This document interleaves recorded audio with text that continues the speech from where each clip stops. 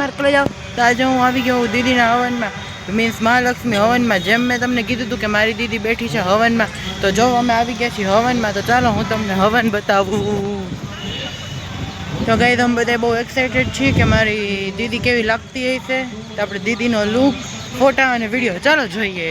ઝીણી ઝીણી ધારથી ગણપતિ દાદા ઉપર સૌથી પહેલા ગણપતિ દાદા ઉપર ઝીણી ધારથી અભિષેક કરશું અને મનની અંદર ઓમ ગંગ ગણપતયે નમઃ એ મંત્રનો આપણે સતત જપ ચાલુ રાખશું. અદાભિષેક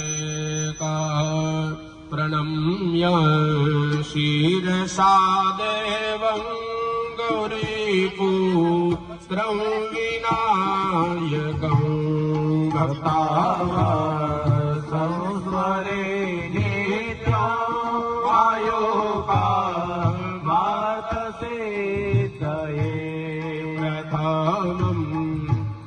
વક્રતુંડં ચ એકદંतं દ્વિતીયકં તૃતીયં કૃષ્ણપિંગાસ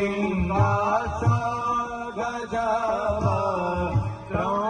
ચતુર્થકં લંબોદરં પંચમં ચ ષષ્ઠં વિકટમેવ ચ સપ્તમં વિઘ્નરાજં ચ ધૂમ્રવર્ણકાષ્ટકં